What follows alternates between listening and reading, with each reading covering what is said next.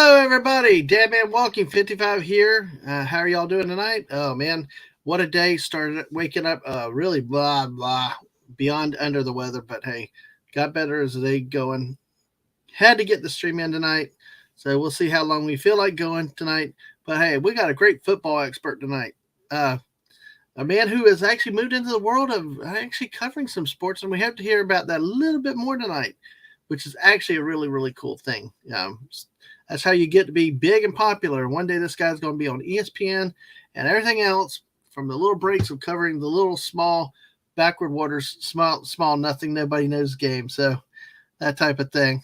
But hey, great to have y'all with us tonight. You know this guy, he's been around for a while.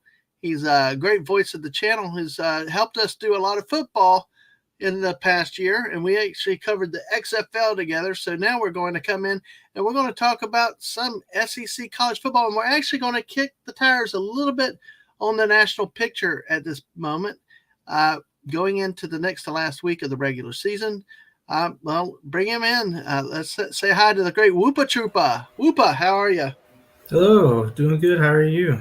I'm well tonight. I'm better than I was this morning. Was under the weather early, but got better as the day went through. Couldn't cancel tonight, so normally I try not to when I have or sick, but show must go on, as they say, my friend. Show must go on. So Did you say that? yes, exactly. So what have you been up to these days? Beyond just sports and football. Beyond sports, I moved to a new apartment. So I'm Woohoo! officially on my own. Mm-hmm. Got the whole place to myself. That's pretty nice. Yeah. Well, good. You like it so far? Oh yeah, it's a pretty nice place. It's right next to the casino, so there's that. Mm-hmm. Uh, it's right next to a lot of cool stuff because it's right next to the casino, right next to this main street. I mean, it's not like St. Louis. I'm not in the city. I'm just in I'm in the heart of the suburbs, I guess. So there's a main street, a lot of nice bars there. There's a cool outlet mall, movie theater. So all that stuff's within like 5 minutes of me. It's pretty nice. And my work is within 5 minutes of me. Oh, So that's even the best thing, so mhm. that you don't have to that you don't have to commute, because you were commuting quite a bit a while back last time we were talking. Yeah, it's nice to not have to worry about that. So much better. Yeah, absolutely. So it's all good. Good to hear about those updates with you.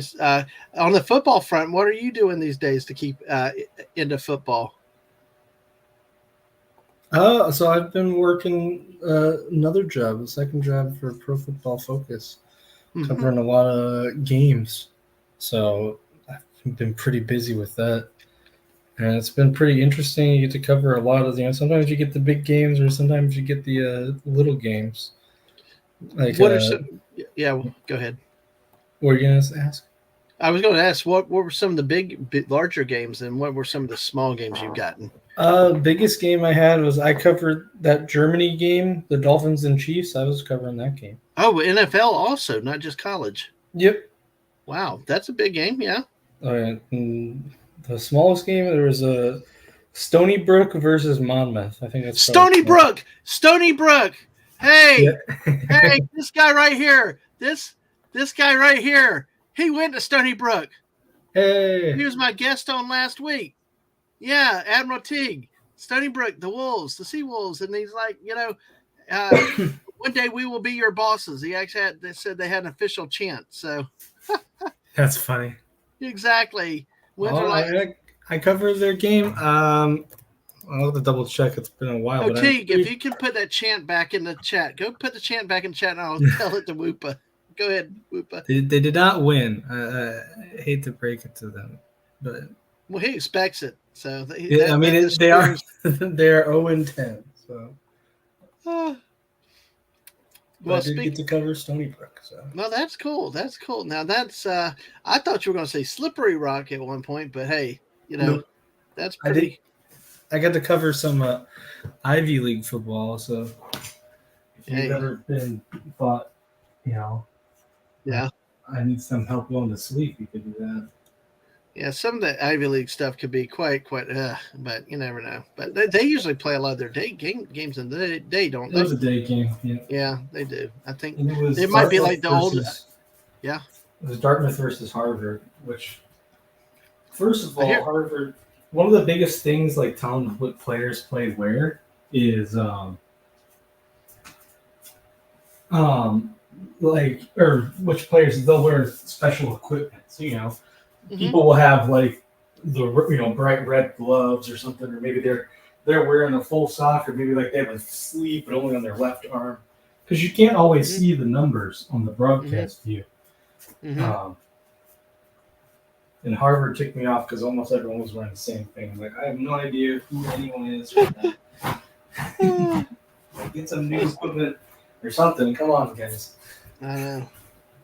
I know that's crazy, but hey, oh my goodness, we've well, let's go ahead and we'll get through the chat. But before we do that, I want to give you this great old saying right here from Admiral Teague. He said, "We don't care about wins and losses. One day soon we'll be your bosses." F you. That's a great chant. There you go. There you go. All right. So the great Stony Brook. Hey. All right. Well, let's go ahead and we got 9 people watching us. If you're on the Twitch side, make sure you follow us there. If you're on the YouTube side, make sure you hit that like button and subscribe. We are now. You need to update the banner. We're at 511 subs. It seems to have. Nice. It seems we finally crossed the 500 on the third time, and it seemed to stick. So it's like wow. We started mocking it. The misses especially. We were having fun mocking it. So. But let's go ahead and 9 of y'all on the YouTube side. So make sure you're subscribed. Make sure you're still getting notifications. Weird things happen. If you haven't subbed, please do. And if you are subbed, just double check, make sure. So with that, we'll go down to the great chat. We got Buddy Hepburn Howdy here, my West Coast spy out there for all things on the West Coast. Admiral Teague himself here, representing Stony Brook, is here. Wade Nation is here, who I thought was just a Tennessee Volunteer, but apparently he really loves the Colorado Buffaloes. He's already ready to fire Deion Sanders, and I'll say I'll take Deion Sanders in Florida. I'd like to have a former Seminole coach. So, there'd be riots, I think. I don't care. I'd take him over what we got now. Admiral Teague, I'm having a 6-1 kind of day. How about you? I'm having about a 6-1 kind of day too, after kind of a weird start, but hey. Doing good, Admiralty. Good, doing good. And there's stunning. How's the bunt cake? It was wonderful. Wonderful red velvet with some sugary icing that the missus made. It was perfect. Although tonight we also had pan fried cod and scalloped potatoes and green beans. Mrs. did a wonderful job cooking last night and tonight between the fish and the bunt cake. Red velvet, by the way. So. I said, hell to JT Kirk. Good to see you. How are you doing tonight, my friend? Oh, God. The Devils are down 2-1 again. Say, Buddy Hepburn's got Boston College Pitt on. I got the damn Devils. I pay for the extra crap for the ESPN Plus. It's like I need to watch it sometime, but if my team's going to suck again, I'm just going to have to, say, screw it. I'll return to sports packaging. Penguins are hot. Yeah, they are. That's what I hear. And the Devils have lost again because they've had 3 of their top line players hurt already this season. So, life of it. So I'm turning Boston College Pitt on myself, buddy. Taking a look. I can't believe Boston College is even serviceable because, anyway, that's a different rambling thing here. Let's see where we're going. Hello to Death Wish. Welcome back. It's been a while since I've seen you. Welcome back. Good to see you again. A lot of highs and stuff in here. And the missus, speaking of that, is here herself with that, coming in with the hello to everybody. So, of course, our friend Admiral with the Seawolves. Of course, that chant again one more time. Yep. Oh, he hired a guy from Barry University, so he did the cheer. All right, my friends. Well, good. Hey, Whoopa. Shall we get into a little bit of what happened in the SEC this last week? 15 minutes in. Sure. Let's get into it. All right. Well, folks, remember, we are not a gambling site. We are not professionals. We love our sports. We are probably better off than most professionals, but you know, we're not here to be used for gambling. It's information. It's all entertainment purposes only. And when you do try to use us for gambling, you may not like that. You may regret it. So this is just some time talking some football, rumors, stuff like that. So we're gonna have fun back tonight. So if you're out in our chat, make sure you hit. If you have any questions, you want to talk football, this is the time. If we do take questions, we try to deal with questions and opinions on things. And let's see, all we ask is that it's respectable and related to football, and that we, if you want to learn something, we do. And I tell you, I've taken Canadian football leg questions. I've even taken some soccer questions. You never know what happens these days. So, all right, with that being said, let us get into the first game of the week, which was a big surprise to me. Auburn goes into Fayetteville and just thoroughly trashes Arkansas with a 48-10 win. This is where my Auburn fans like B from O and Small Time Republic is like, hey, guys, wow, y'all got a team. They're actually just so far how Arkansas has fallen after coming off a road win with the first conference win of the year, beating Florida on the road, looking dominant offensively, then coming into this game and looking flat out just weak on offense. Auburn thoroughly dominated the game, over 500 yards, 32 first downs, over 350 yards on the ground, almost 2-1 in time of possession. Both teams turned the ball over twice. Peyton Thorne for Auburn was 12 of 20 for 163 yards, 3 touchdowns, and a pick. Also ran 12 times for 88 yards and a touchdown. Jarquez Hunter for Auburn had 16 carries, 109 yards. He also caught 2 passes for 14 yards. Keontae Scott also had a 74-yard punt return for a touchdown for Auburn, and Javarius Johnson for Auburn had 3 catches for 53 yards and a touchdown. Whoopa, I don't know if you saw much about this game, but really I peeked in on it from time to time. Early on, it was still somewhat close, and then just Auburn exploded. This is like an Auburn offensive explosion you would have never seen coming if you saw their game against Cal starting off the year. Yeah, it's interesting. I think the biggest thing for me, because I haven't watched a ton of Auburn, but Arkansas just doesn't look like. I know that not that they were like a great team last year, but they don't look as good, which is kind of surprising. And KJ Jefferson is not.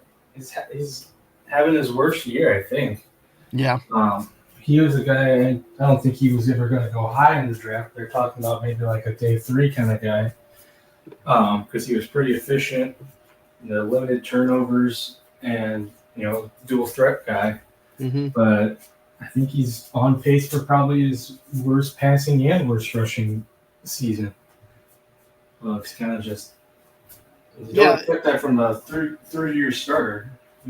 No, he's been. Yeah, you're right. He's 3 years in as a starting quarterback, and and then he's so inefficient this year. I mean, except against Florida, when he showed up to Florida, he was both running and throwing the ball very efficiently. This week, 135 yards, only just not. It's just a surprise, and a lot of people have talked about how he's regressed from the previous 2 seasons.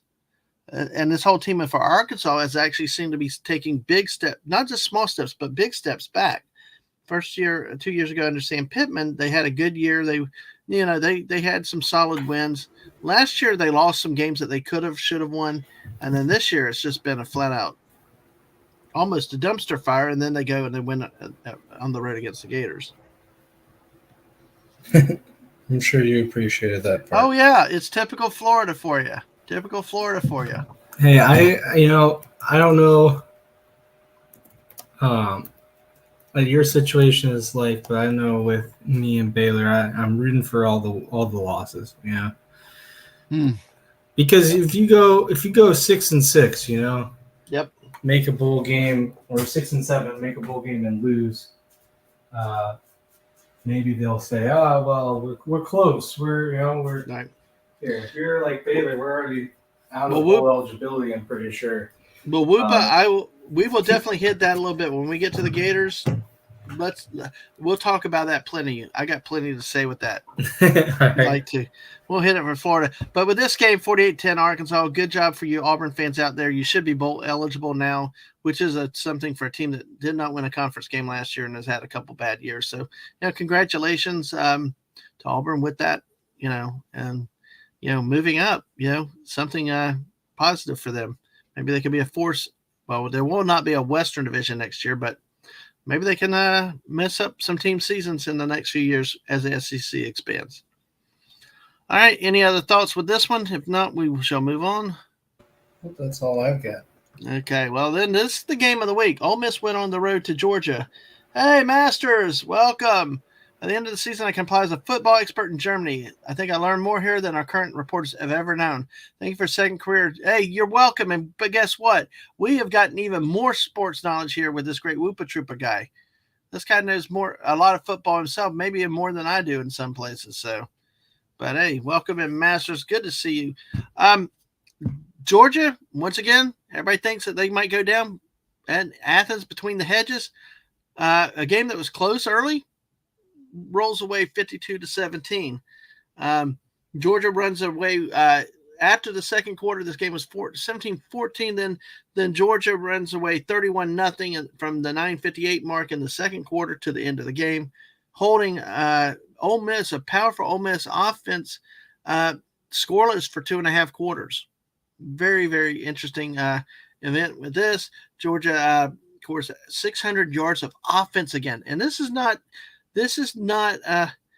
last year's team. I mean, Carson Beck, you've got a new starting quarterback. You don't think you had the star wide receivers or running backs that you've had, but hey, still, time of possession was even, turnovers were even. Carson Beck for Georgia was 18-25, 306 yards, 2 touchdowns and a pick. Kendall Milton for the Dogs had 9 rushes for 127 yards, 2 touchdowns on the day. Jackson Dart, who is really the barometer for this Ole Miss team, how they play on offense was only 10-17 for 112 yards throwing, had a pick, ran the ball 8 times for only 20 yards. So Ole Miss's offense, which is predicated on passing and quarterback runs, Dart was held within check after the second quarter. Early on, he had some success, but then the Georgia defense adjusted and pretty much shut Ole Miss down the end of the game. Whoopa, any thoughts? Ole Miss is kind of crazy. They've had a way better team than I thought they were going to have. But they've kind of fallen off a bit now. And Georgia, earlier in the year when it was kind of like they struggled to. I mean, they still beat them by a lot, but it was late in the second quarter, and they had. I think it was 7-0 against UT Martin of all teams. Yeah. And they had a couple close calls against like South Carolina and Auburn, which are not juggernauts this year. South Carolina actually had a 14-3 lead in Athens. Mm-hmm. By the way, the Misses and I were up in Athens that day. Oh. And we were kind of keeping up on it. That's where I had to watch the Florida-Tennessee game. But it was funny. We had gone out with my kid to dinner, and I went the other way to get gas for the car, and I drove over wanting to find a certain gas station, and I almost got onto campus. And, they were tailgating out in the gas station parking lot. The missus was almost not happy with me. She's like, "You're going to do this?" And then what's funny is when I was turning around to get out, they were bringing the truck out, laying out the cones for I didn't realize they were in the third quarter. So they're setting up the one way out of there. Small town, but, man, amazing to see. But definitely a good college town on game day. That's for sure. Mm-hmm. But see, South Carolina had a 14-3 lead. Then Georgia ended up winning. I think it was 24-14 to end the game, 21-0 in the second half. And the Georgia game at Auburn was a game Auburn very easily could have won. It was tied until Beck hit Brock Bowers on that long touchdown for the winning score. So, so Georgia moves on. That's one half of the SEC championship game in 2 weeks. Is going to be the Georgia Bulldogs representing the East. All right. Any other thoughts with this Ole Miss team or Georgia here in this game? No, just Georgia. I think. I mean, I guess it's probably pretty much confirmed now. But they escaped. Mizzou came in and they were looking like a team that could do something, and they did play a pretty good game against them. But still, Yeah. at this point, I don't. Georgia's kind of cemented its place. I don't think they have anyone else they have to really worry about until the championship game. And yeah, they went from like squeaking out wins against bad competition to smoking really good competition. It makes me wonder if maybe it took them a while to, because this is, like you said earlier, it was a pretty new team. They had a lot of guys return the last 2 years, and this year, it was pretty fresh, and maybe it just took a while for people to kind of get that chemistry. Well, and I tell you, I do think that there's something to the old adage about playing down to your competition. I mean, then that happens many, many times. That a lot of times the big teams may struggle with some of the teams that they should roll over, and either overlooking or just strange things happen. But there's just twice at least this year because Kentucky went in Athens with the same thought of, well, hey, we just crushed Florida. Look at our offense, and then they went into Georgia and just it was almost the same score, 50 something to 14, I think, or 50. It's almost identical to this score, and they ran into the buzzsaw, which is the Georgia Bulldogs. Mm-hmm. So, damn, it's a good time to be a Georgia Bulldog fan. Yeah. If I had any sense, I would shift teams and join my kids on the dark side, but I can't do it. I just can't. But you don't want to be that guy. No, I know, the bandwagon jumper. But hey, all right. Well, that's Georgia, Ole Miss. So we have one half of the SEC championship game set, and then now the other half of the SEC championship game will be the Alabama Crimson Tide. They go on the road and crush Kentucky 49-21. 23-11 first downs. You see the offensive production. Jalen Milroe throws for over 200 yards again. And what's unique in this game is Jalen Milroe accounted for 6 touchdowns, 3 through the air, 3 on the ground. He only ran for 36 yards on the ground, but remember that includes any sack yardage, which is taken out. But 8 carries, 3 touchdowns, 15 pass attempts, 3 touchdowns. Did have a pick, 234 yards. Kobe Prentice for Alabama had 4 catches for 74 yards and a touchdown. While in a losing effort, Devin Leary for Kentucky was 17 of 31, 158 yards, a touchdown, and an interception. And Ray Davis, 12 carries for only 26 yards.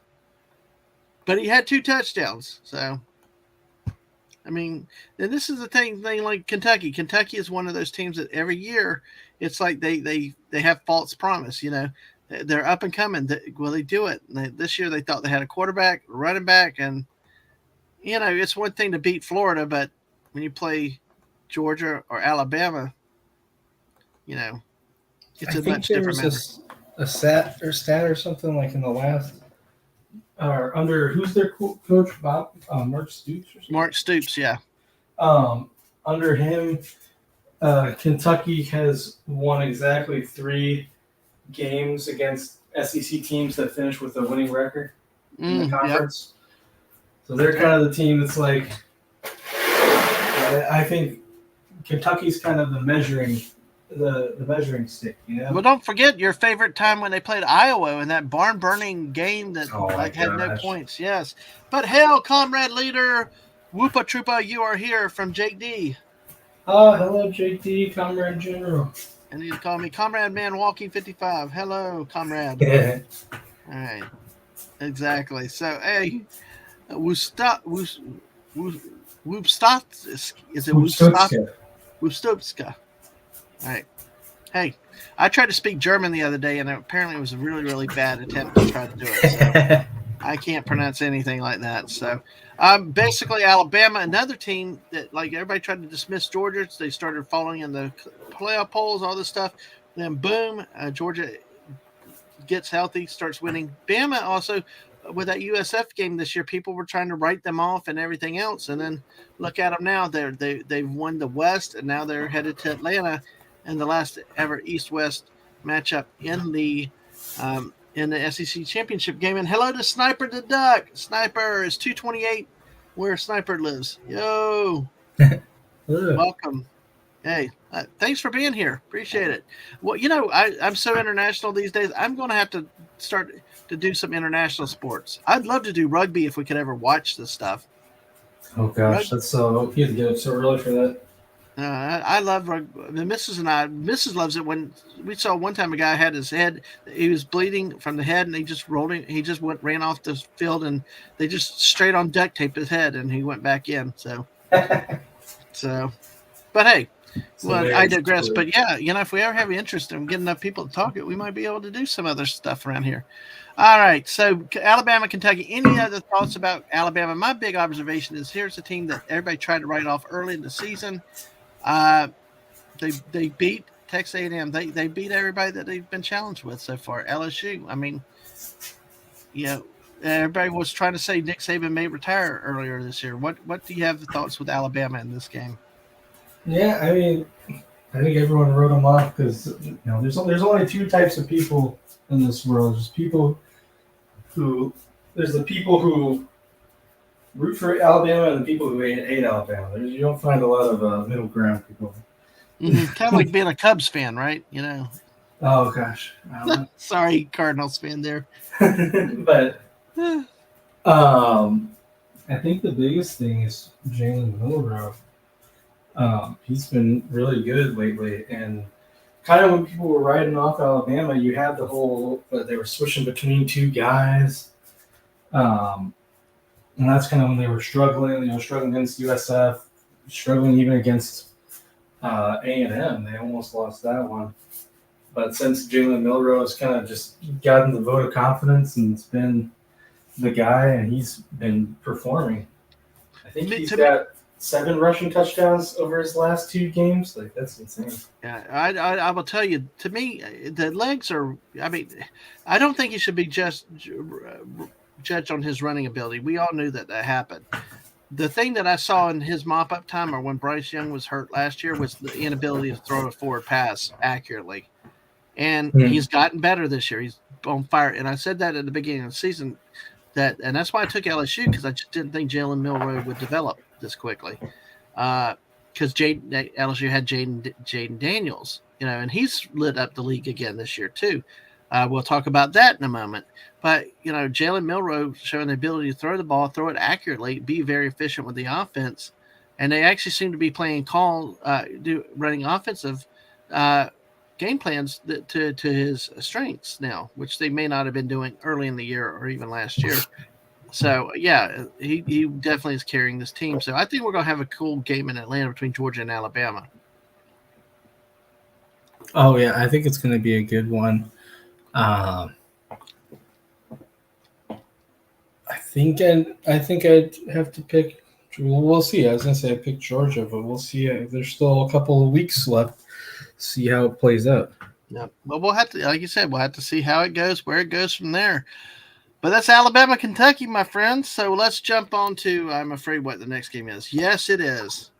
We just talked about Jaden Daniels. Over 600 yards himself between rushing and passing. 200. Yeah, my God. Can we not fire a coach after this thing? I'm sorry. I don't care. You should be somewhere progressing in year 2. You should. Josh Heupel didn't have a game like this. Kirby Smart didn't have a game like this. This is embarrassing and ridiculous. I mean, these teams are now starting to set records against this Gator defense. Jaden Daniels threw for 372 yards, 3 touchdowns, and he ran 234 yards. That's like almost 20 yards per rushing attempt. And this is to 2 touchdowns. This is a week after the same Gator defense could not stop KJ Jefferson, who had been very pedestrian all year. Brian Thomas had 6 catches for 150 yards, 2 touchdowns. Malik Neighbors for LSU had 6 catches for 132 yards. Like a bright spot for Florida, they actually have some offense this year, but if you have no defense to keep you in the games, what's the point of your good offense? Graham Mertz was 26-38 for 311 yards, touchdown, and through the air and a touchdown on the ground. Ricky Pearsall for the Gators, 7 catches, 103 yards. So, Whoopa, I've ran it already, so go for it. Oh, yeah, it's just, Florida seems to be stagnant. Can't be, Florida's such a storied franchise, or like, you can expect it to be down like maybe a year. Mm-hmm. Every college program, no matter how great, has a down year. But once you go, start stringing together down years, you got to start figuring out, you know, who you're going to hire next, pretty much. Mm-hmm. Florida, I mean, I feel like there's so much stuff too that I feel like is coaching. I mean, that Utah game, not to bring up bad memories, but Yeah, that go was ahead. like, Let's go ahead. No, let's embrace the bad memories. Yeah. I mean, I don't think, especially you look at how Utah's done against top Big 12 and Big 10, no, Pac 12. I'm losing my mind. Uh, too many letters, too many numbers. Can't keep them all straight. Utah hasn't been very good against the top Pac-12 teams. Right. And when you look back at that game to open up the season, it's not really like Utah won. It's pretty much that Florida kind of just made a ton of mistakes, and that's the type of thing. When you're looking at penalties, that's really the biggest coaching thing, especially in college. Like NFL, probably a little bit less because you just expect. Some people have bad games, and usually the penalties aren't too bad. But in college, Yeah. kind of your job, one of the biggest jobs, especially early in the season, just hey, do what you're Well, supposed to do. it's 700 yards given up on defense, and this is a team where they just were scared about the offense. This team has actually been okay offensively if their defense could have kept them in some games, but this defense is. And I tell you what, I think it's bullshit. They screwed up. They tried to be cute. You got a young hip coach that they hired. So instead of him bringing in veteran coaches and stuff, he hires this Alabama assistant analyst, I believe, young up and comer. There's never been a defensive coordinator, and you surprise. You're in the SEC. You're not at Slippery Rock. It's not a friggin' experiment in a low level division of college football. You're in a Power 5, soon to be Power 3 conference. You don't have time to learn on the job. I mean, we talk about that with the thing. We'll talk about it a little more with Missouri. I want you to bring that up a bit with Missouri because then we'll expand it there. But it's like here, you're University of Florida. You can sit there 5-year build. Guess what? You're way Georgia, Tennessee, Alabama, now Ole Miss. Look how many teams now you're falling behind. What is there special about the University of Florida? I mean, and really, I'll be honest. A lot of people said Gator fans are the most arrogant, and they are arrogant. There is nothing special about the University of Florida historically or anything else that gives them this tradition. It's not like a Notre Dame or an Alabama or a Texas. They're just Florida, and you can't afford to fall behind like they're falling behind. I mean, everybody keeps pointing at recruiting. Oh, this recruiting. I don't care what kind of recruiting. If the coaches can't coach on the field, you can have all the best talent. It doesn't matter. And I've seen bad, just I don't know, both defensive and offensive coaching. I think the one thing that's helped this year was the Wisconsin transfer quarterback come in. He actually is playing better than anybody thought he would have ever played in his life. Even the Tennessee fans, people were mocking him, but he's actually performed pretty well this year. So, at least that's my thought with the WUPA. I just don't see how, when you're University of Florida, how you can keep accepting this 2 years in a row, and the fact that the season is getting worse as it goes on. 2 years in a row. Mm-hmm. It's like the back side of the season, they do well, they tease you, then they plummet. Yeah, it's let's see. At this point, it's not a guarantee that you guys make a bowl game. You're 5-5 and playing Mizzou at Mizzou and then Florida State. Yeah, 2 losses. I mean, there's 2 losses right there. I mean, there's no way they're going to beat either one of those teams. No, I'm kind of on Florida State choking something like. You think so? Well, you never know. If that game's in Gainesville, I mean, look, Florida knocked off Tennessee. It can happen. At home, but I think this. But when those have happened, Florida's actually had some decent defense. This defense is not, it's not able to stop a team like FSU. I don't think, but you never know. All right, shall we move on? Yeah.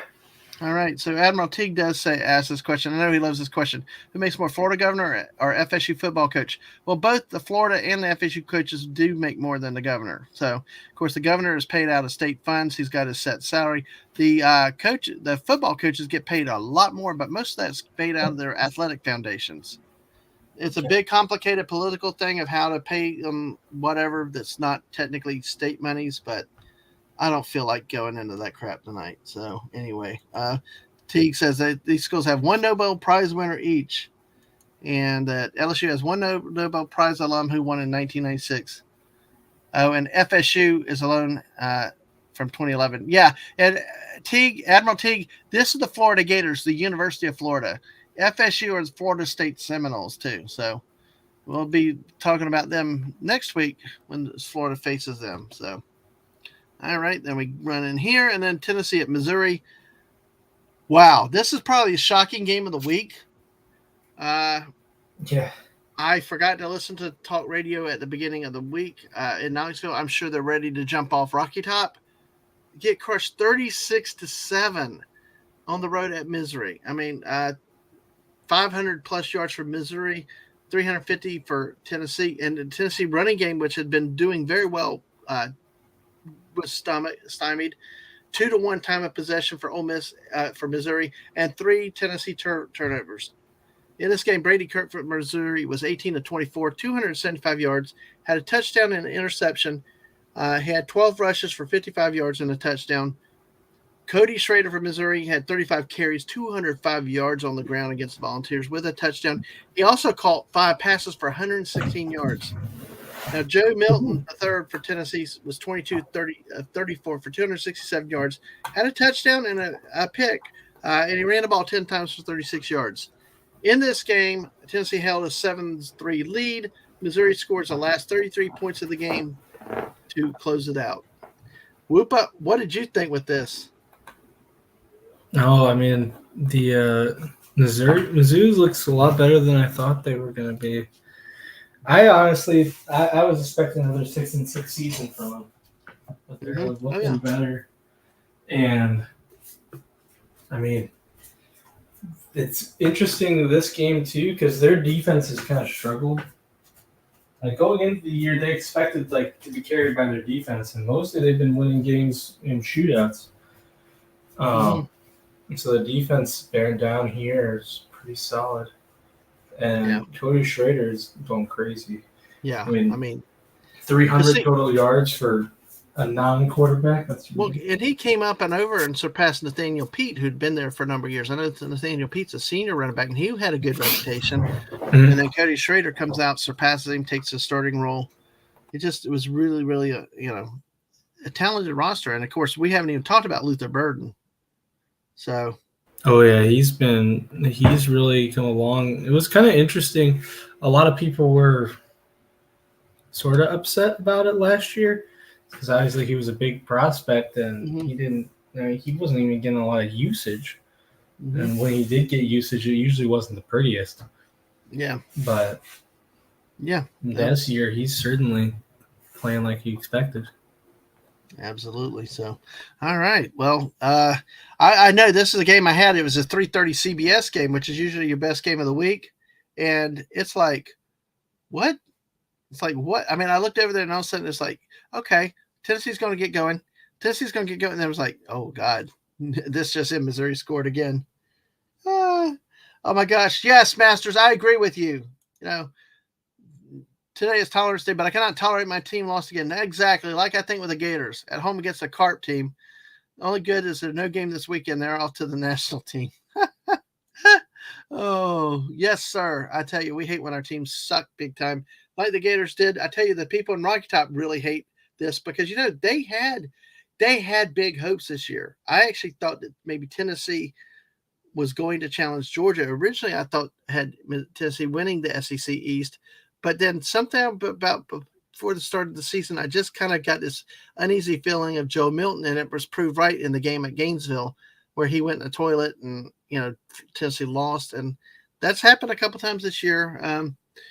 I mean, even when they had a lead at Alabama, then they did nothing and lost that.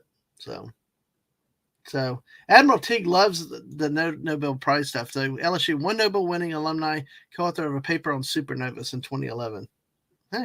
Hey, look, folks, see, you learn geeky stuff and nerdy stuff all here too with the great people we have in this chat and stuff here, and with our great co-host and guest. Any other thoughts on this, Whoopa? No, not really. I was surprised Tennessee. I thought they were going to be pretty good, but yeah, I did too. not. But here's one of the things that we were talking about a little bit: the patience. I have no patience with what's going down in Gainesville. I saw a little headline on Saturday down south where they're talking about, well, it's Eli Drinkwitz and the Missouri situation a good example for Florida about having patience. See, not being familiar with the Missouri specific situation, but if I heard you right, they may be tinkering with the transfer portals and the paying the players the name, image, likenesses. By the way, Monday night we have got a special with Culture Casino talking about name, image, likeness in other parts of college football. But Missouri seems to be doing that. Florida doesn't. And Florida had one Rashada that was a quarterback who ended up going to Arizona State and got hurt. Yeah, I mean it's an interesting thing. I think it really depends. Just because Drinkwitz, I don't think he's doing very good this year, and all props to him. It was just before that he had 3 years, three I guess he had 1 500 year and 2 losing seasons. No seasons above 500 in his first 3 seasons. But I guess the one thing that'll be interesting is that they're doing a lot with NIL, and they've also been having big recruiting classes. Like they've been tied to a lot of prospect buzz that they didn't used to be. Obviously, Luther Burden was massive, and so I wonder if that's maybe part of it. They stuck around with him probably longer than I would have, but they stuck around with him because he was getting the big recruits. Right. And I don't know. Obviously I'm around Missouri. I'm not around Florida, so I don't know, but it doesn't seem like Florida is getting the same kind of caliber guys that Mizzou is getting attention from. All I keep hearing is that they're getting good recruiting classes, the top 10 recruiting classes and stuff. But the thing that bothers me the most is preparation. This team is often out-coached, out-managed, mental mistakes in the game. They get hit. They can't rally back. I mean, there's just, to me, it's a lot of the coaching style. Now, I don't know how Eli Drinkwitz was in his first couple of years when they were down, but they still showed some fight. This Florida team has just had so many times when they were not. I don't know, just that. There's too much with the coaching and game day. Clock management is one of the worst things with this team too. So it just so that's why I say a lot of it with me was with the problem with the coaching staff. I mean, look at Texas. I know Texas is good now, but I still refuse to acknowledge them. No, I don't blame you. Program. Yeah. But they've been getting top recruiting classes pretty much forever, and even through this time where they spent, they have, I always thought it was funny when we were talking about Big 12, like, we're leaving the Big 12, we're done owning the Big 12. They haven't won the Big 12 championship in 15 years. And I'm hoping we can keep it that way. Exactly. But it's just like, they were getting the recruiting. They're getting these top classes, and it didn't really affect them on the field. And they only had like one big New Year's Six bowl 1 year where they lost in the Big 12 championship. But they haven't been, you can recruit top guys, but first of all, recruiting is just like the NFL. Probably is more, NFL draft, but probably more volatile. You can get a lot of guys who are like, oh, this guy's the best in the game, and then he doesn't pan out. But also, you can get the best guys, and if you don't have a good scheme to fit them, it doesn't matter.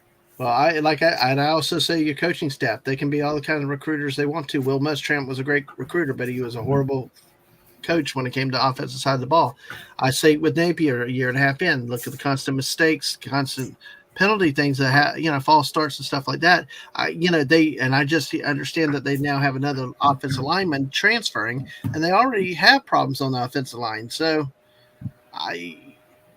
At some point, you think the players would quit leaving if you actually saw some potential or some possible playing time, or just possible winning in the future. I just, you know, that's where some ways I think that Dion had a good way to do it last year, which was just slash and burn it.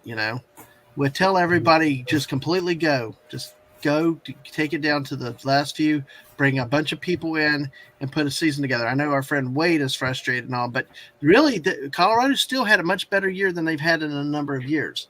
And had they had a couple breaks go their way, like the last 2 weeks, they've had some tragic collapses at the end of the game and overtime where they've lost the games. But overall, they've been very good, though, very competitive, unlike in prior years.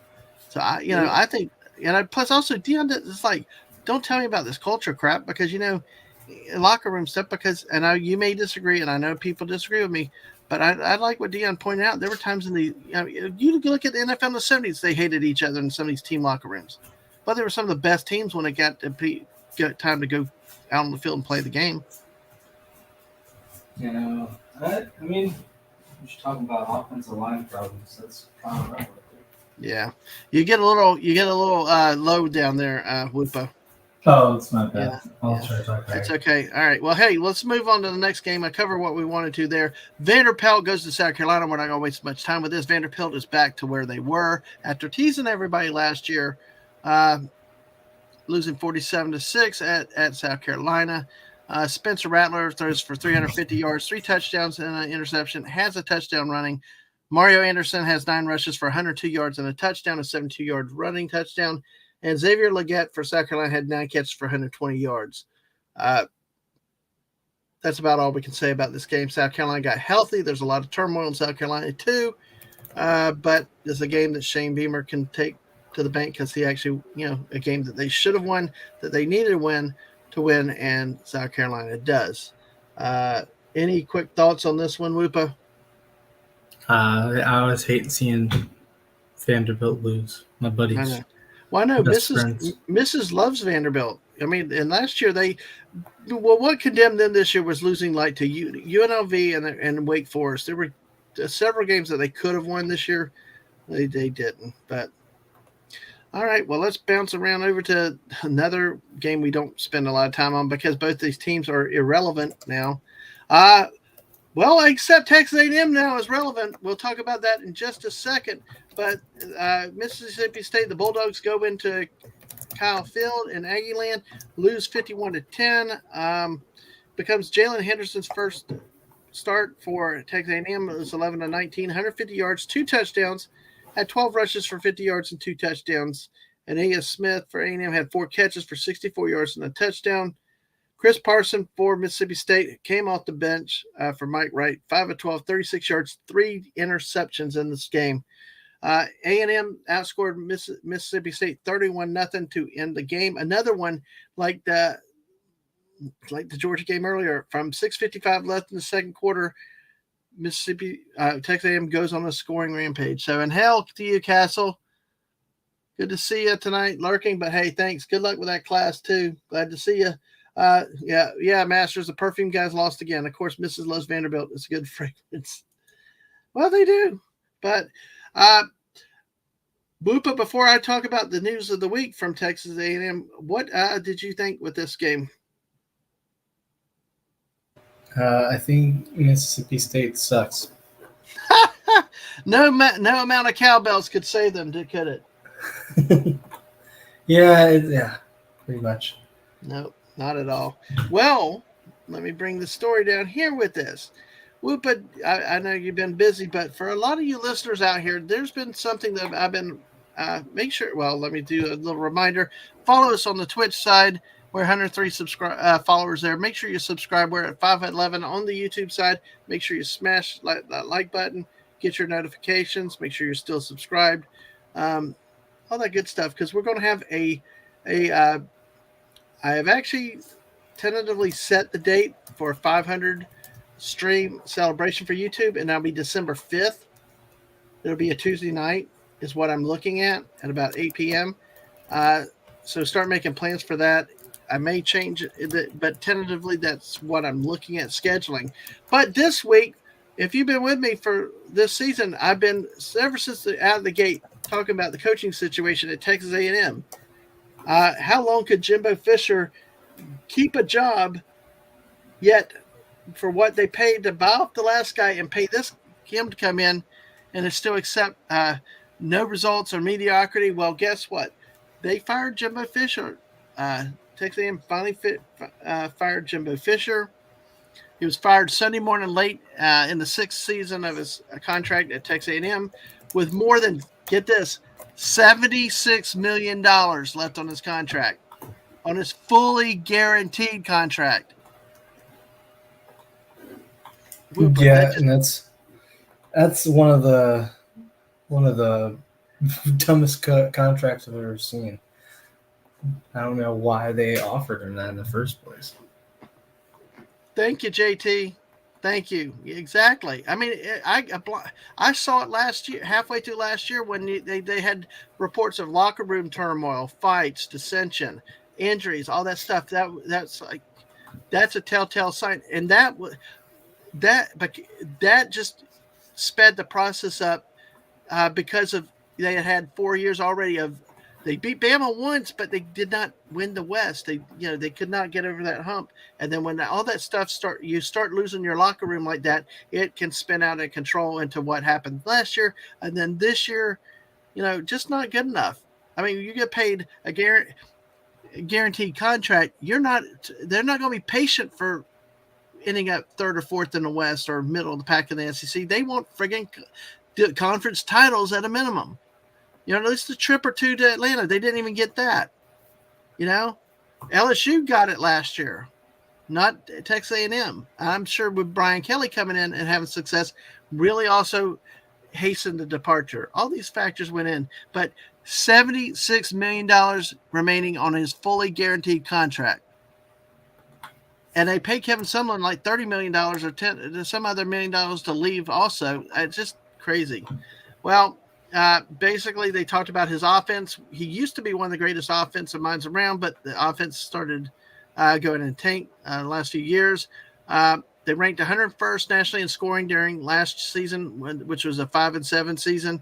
And he was undone. But the articles say he was unwilling to change, waiting to year 6 to even hire an offensive coordinator because he always called the plays himself. Then he hired Bobby Petrino, which you would have thought would have helped. It did at times, but overall still did not help. Sources were in this article were saying that he was undone by his ego and insistence on making each and every decision.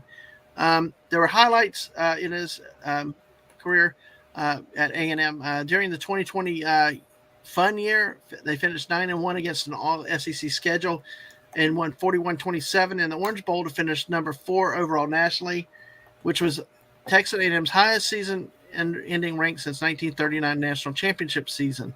He was popular with players until the end and recruited at a level A&M had never seen before, even landing one of the most talented recruiting classes in modern history in 2022, ranked number 1 nationally. But they had low points with 5 seasons with 4 or more losses, including the 2022 campaign, which was last season, where the Aggies opened the season at number 6, only to crash to a 5-7 record among a 6-game losing streak. It was the first program's losing season since 2009. In the mess was a home loss to Appalachian State, which Fisher's offense managed 180 yards and 9 first downs. One of the biggest underachieving programs in the country. But hell, when you pay a coach like that, so and actually, one of the things they said is they didn't travel the day before game. They got to where they were leaving on Thursday nights. So they were getting in the hotels late on Thursday night or overnight, early Friday morning. So, and other Power 5 operations directors said that's unheard of and things like that. So it happened. Pretty weird. It did happen though, but I will tell you. So, like JT Kirk, hey, I appreciate the recognition. Hey, but yeah, it you could see it coming. You really could. So, and JT said, I applaud A&M for the move. Baylor doesn't tolerate failure. Why should they? The only team happy with losing around here is Texas. uh, Yeah, we're tolerating failure right now. yeah. Admiral Teague, yes, $76 million when the average income in the state is 24,000.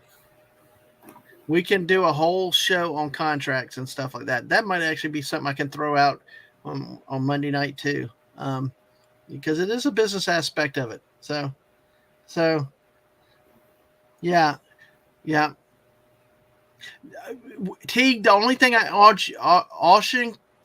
urge caution. Don't automatically assume it's taxes that are paying this. Okay, I don't want to go into it right now, but because you can't say that it's tax dollars funding all this from these sports programs. For instance, in the state of Florida, the athletic foundations are private organizations. They're not under state auspices. If they take state or federal money, those parts could be subject to federal state audits, but they're really considered private funds in the foundations, like your fundraising things. So you got to be careful to say all that is tax money. And I don't know exactly how Texas is, but if it's similar to Florida, that's not tax money. Most of that's going to be private donations that they got from it. A lot of times, Whoop, I think a lot of times the joke is about the big money wallets, the big money guys.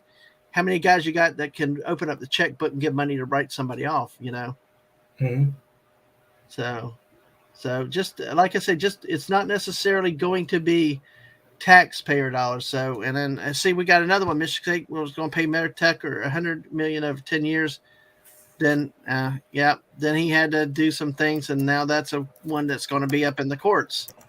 So, yeah, and see, this is a bigger issue too. I agree, Admiralty. This is a thing in college sports that becomes a thing. How much can you pay these coaches? But then again, we also never paid players before, and now. But what's happening is this, and you can, I think, test to it. There's so much money in there now between the TV. It started with the ESPN and the television contracts, but now there's just so much money to be made and money being thrown at the schools and stuff. Of course, the coaches are going to want more money. The players will want more money now. It's just look at your pro sports. No, it's 100%. I mean, I think a good coach can turn things around. I think the problem is a bad one won't. Or I guess I don't know if that makes any sense. Yeah. But like a good coach can turn a program around. Mm-hmm. I'm always a big fan of Matt Rule in Nebraska. I don't know if we'll see because they've dropped a couple lately that they shouldn't have, but. Right. They still have two. They only need one win to be bowl eligible, which would be huge for Nebraska. And but you've got so many coaches that aren't. They get the big money contract, but they're not the guy that can really turn it around. Exactly. And Admiral Teague, Florida and FSU are state schools also. Just because they're a state school does not mean that all the. This is where my real life work experience comes in. There's this parts of the operations are under the schools, which are state, but then parts of them go out into what they call direct support organizations, where they have the foundations and they can do more. They have more flexibility. It's just, I'd have to give a whole lecture on that, and that's the whole thing. But just because it's a state school doesn't mean it's all involving governmental funds. So that's because then governmental funds has more restrictions on it. So including sometimes limitations what you can pay people out of that state salary. So, all right. Pipe, you're painting pipe cactuses. All right, that's cool. Yeah, Teague, but see, in this case, the people know where the money's coming from. It's they got their auditors and everything else. It's really, really so. Yeah, no, I know. There's a lot out there. This is a lot of issues that we're hitting on tonight. So, exactly. So, um, yeah, had to be really good at a job and to be a head coach of a competitive Big Ten team. I had to be really bad to be a government critter. Not always. There's some good government critters out there. There's some good government critters out there. But Like me, yeah, the leader of Sports. exactly. Master said for this reason we still have a 49-51 rule where the club majority is guaranteed to the members, permanently under attack. So far, the Bundesliga is the last league resisting the big money. Exactly. So, all right. What does that mean? Yeah. What's that? What does that mean? I'm a little confused. It's a soccer league. It's a Bundesliga. No, but what's the club? So basically, I think that the fans own the 51%. So basically, you can't have one big money owner come in through and run the club. Oh, and that's so it kind of keeps it from like the corporate stuff like that. Okay, there's the clarification. okay. But we got 13 people with us. We got 13 people with us tonight, Whoopa, for football. This is awesome. Nice. Y'all are hanging out. Like I said, I will also take full credit.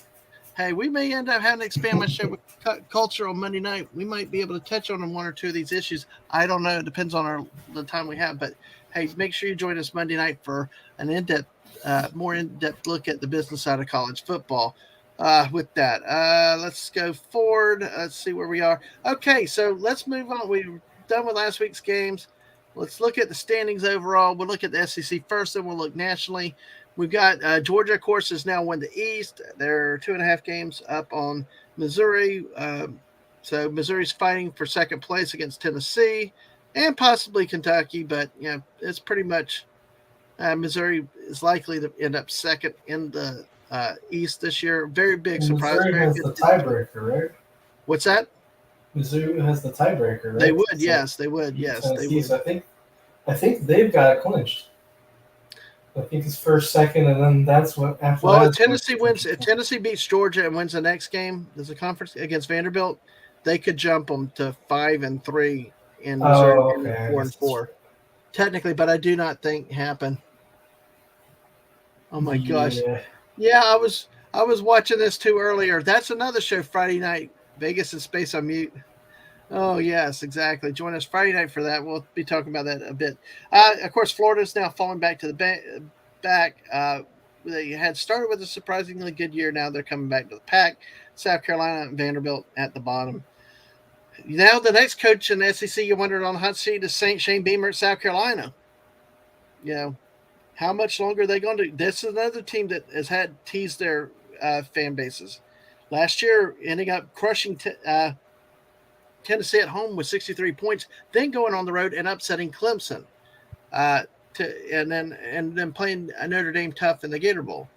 So how long does Shane Beamer? He's probably the next most on the hot seat of the SEC East. I wish it would be Napier, but then again, what you said earlier though, Whoopa, another point you made, like how you just like your Baylor coach, just win a few games, get bowl eligible, and then it's like everybody forgets how bad it is, and sometimes you just want to lose to get rid of them.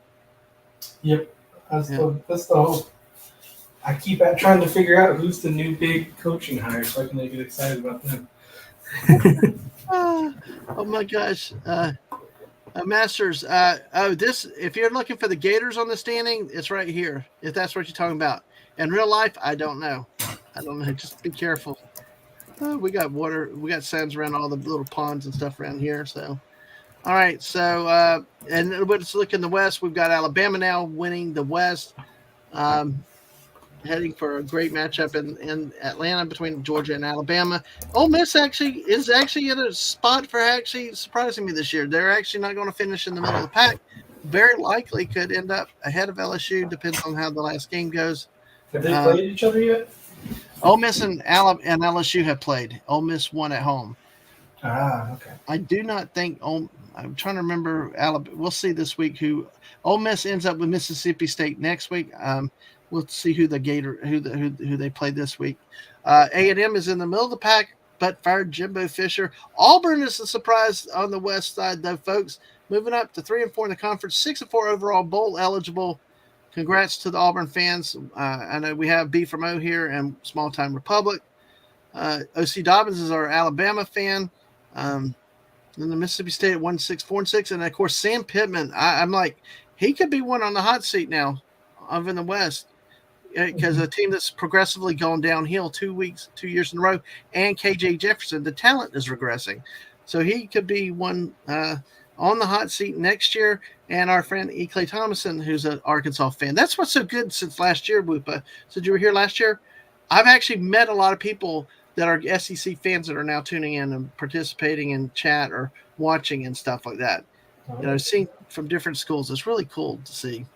Do you have any thoughts on the SEC, where it stands for now? Yeah, it looks like you're probably gonna have 9 bowl eligible. I don't know if anyone else is gonna who's not bowl eligible right now is going to be, because Florida's got a pretty tough schedule. Yeah. And then South Carolina sucks. I don't like them. Never liked them. I've always been a hater. Mm-hmm. And then I don't see Mississippi State beating Ole Miss, and I think Arkansas and Vanderbilt are already disqualified. So. Yeah.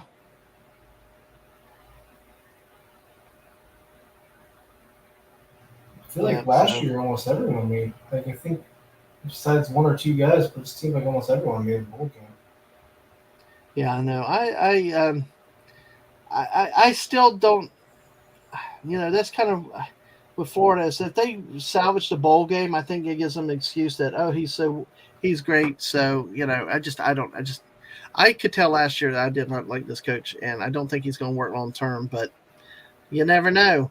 Yes, Admiral Teague. What's their name again? The Gamecocks, and they got Cocky the mascot. Cocky the mascot. Yes. Well, guess what? When Teague was on last week, South Carolina played Jacksonville State. Do you know what Jacksonville State's mascot is? The Gamecocks. The Gamecocks. So we had Cox versus Cox last week in picking. So was it a cockfight? Yeah, it was a cockfight. Yeah.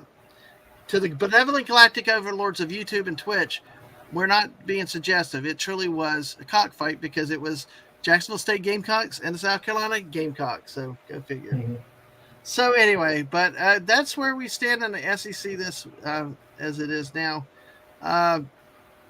Let's look at this here. All right, so let's look overall at the national standings. We're going to look at the AP and the coaches poll first, then we're going to look at the playoff polls. We got 6 SEC teams. Georgia, number 1, obviously, by far. Alabama is the only other one that's close if Missouri had not lost the second game. I tell you, Missouri's going to sit back and look at that home game that they lost to LSU when they had a big lead and they just couldn't stop LSU in the second half. They're going to look back at it. That could have been the game that could have made a difference in their year going forward. Ole Miss is 13th, LSU 15th, and Tennessee falls 7 spots to 21st in the league. So in the country. So in that coaches poll, of course, we got the Beavers. Beavers are top 10. Beavers are top 10. Beavers are top 10. I finally got my Beavers in the top 10. I at least have one team that's doing a damn good thing. So thank you, Beavers.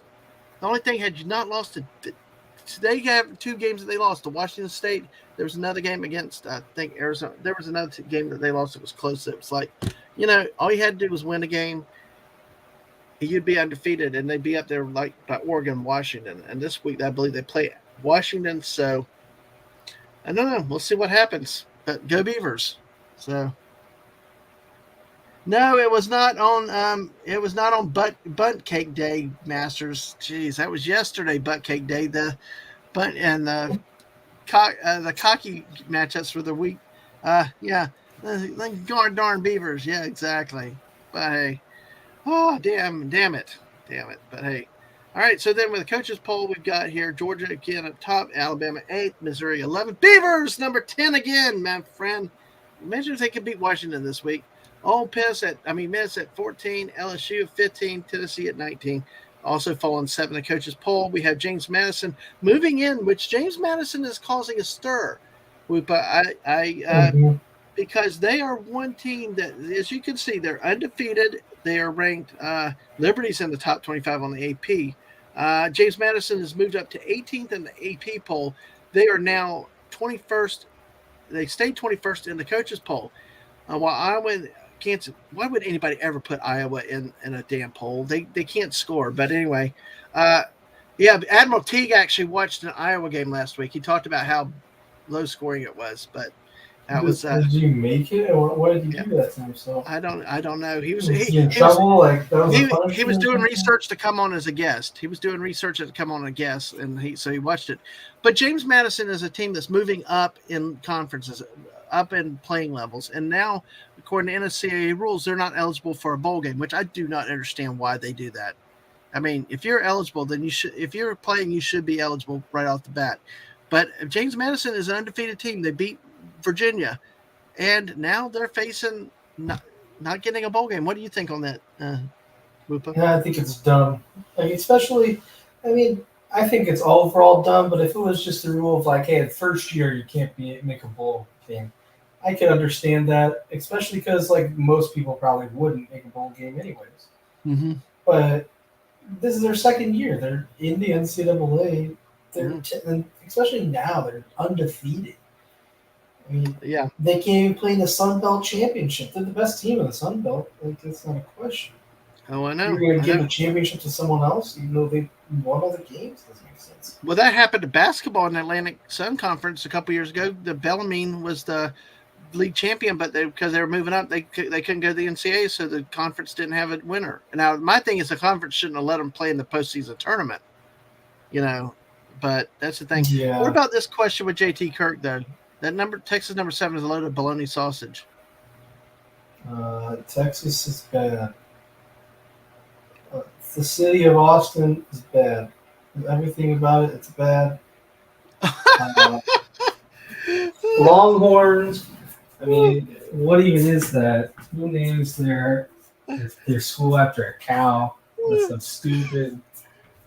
I mean, what's the point of them? Just kick them off, ban them, give them the perma ban. So death sentence, We don't need that. No, I know. I'm just curious about what you thought about that. So, oh my gosh! But hey, yeah, it's Texas is one of those teams either you love or hate. I think it's going to be interesting to see how they fit in the SEC going forward, though. Yeah, it'll be interesting.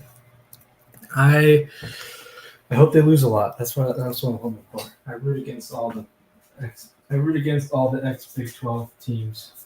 So I mean, well, I still don't like Nebraska, but I do like Matt Rule, so I hope he succeeds to a certain extent. Oh gosh, yeah. Okay, but yeah, I see. I will say the one thing with that. I will say one thing with that I would like to go see a game at Texas. Watching Alabama last year play, they looked like they would be a hell of a place. Of course, I would go anonymously. I would not wear my enemy merchandise on it, but it's like, damn, that place. Oh, well, that defeats the purpose.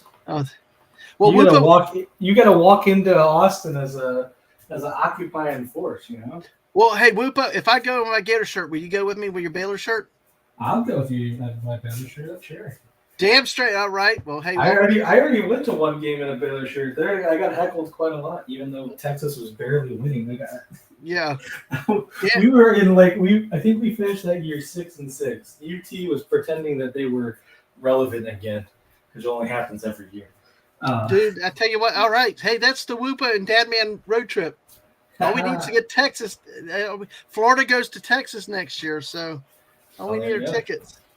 I got somebody said they were going to give me tickets, so we'll see if that happens. That's a big stadium. There should be no lack of tickets. Yeah, JT said they lost to Oklahoma. Not top 10 to him. So, yeah, Oklahoma is definitely not what they have been. Number 13 nationally, though. USC is a team that took a tank. USC just fell off the face of the planet really quickly. Lincoln Riley forgot that defense is a thing. He's got the offense down. He forgot. I don't know. Yeah.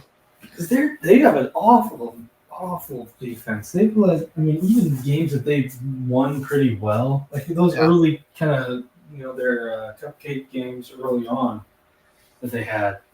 Like, sure, they'd win, but, they'd be giving up 20 to 30 points to these teams that it's like you should be shutting these guys out. Yep. I agree. I got you. Well, let's take a look at the playoff standings right now, where it sits. So, folks, remember this is not like the NFL with seeding and all this. It's basically a combination of the two polls, computer rankings, and I guess ultimately will be selected by a committee. Which I don't know why you do that because there's computers and I'll throw it at. If it's formulaic, then why do you even have a damn committee? But here, one change that happened this week is that Georgia jumped over Ohio State. On the back of impressive wins over Florida and now Ole Miss 10th ranked in the country. Georgia now jumps back over Ohio State, which is interesting because then you would have if this scenario ended today, Georgia, Florida State in the first round, and then Ohio State, Michigan in the first round playoff game. But folks, what will probably happen? This could be deceiving. Ohio State and Michigan play week after next. And generally what will happen is if you have an undefeated Washington team or even possibly one loss Oregon, depending on how the Ohio State-Michigan game goes, you're not necessarily likely to see two Big Ten teams there. And we did last year, and both lost in the first round. What will we see this year? It seems, unless some serious upsets happen, or I guess like a lot of upsets happen, it seems like we're heading towards a true, only one team from each conference, well, 4 separate conferences in the playoffs. Just because, if Georgia wins out, they're in. Florida State wins out, they're in. Washington, and I think they were talking about if Washington wins out, they're in. And if Oregon wins out, do you put them over any one-loss team? Because then Oregon's only one loss would be against Washington, who they'd have to beat again. So if it's kind of like your only loss, you also won. And they'd be a conference champion too. Right, conference champion. Yeah. And a one-loss Michigan or Ohio State would not be. Yeah, and I don't think, and they wouldn't even get to play. And I think Michigan's going to beat Ohio State. We'll see. I don't. Ohio State's been too shaky. I know they have the better wins and everything, but these polls never take margin of victory into account. And I can get if you're not counting margin of victory, and it doesn't really matter if you beat Joe Schmo FCS team by 50 or not. But if you're having these top 10 wins in your county, they barely beat Notre Dame. I feel like that should take into account. Well, see, the quality wins. It was barely a quality. Well, to me, Ohio State's quarterback play has not been good this year. It's been very shaky compared to prior years. And, look what Michigan just did to Penn State. That is borderline disrespect. Well, I tell you what, Penn State's another one of those fraudulent teams, though. They get all this and they get all this love and stuff, but they cannot beat Ohio State or Michigan. And they're like the Ole Miss. They're like the Ole Miss of the Big Ten to me. It's I don't care. I would just expect them to lose to the top 2 teams every year, no matter what. But until you actually see them win the game, you're not going to believe it. So yeah, no, that's true. I think that's pretty much accurate. Yeah, I'll tell you what, we got. It's going to be interesting to see how this plays out the next few weeks. Alabama wins out, Georgia wins out, and then see what happens in that SEC championship game.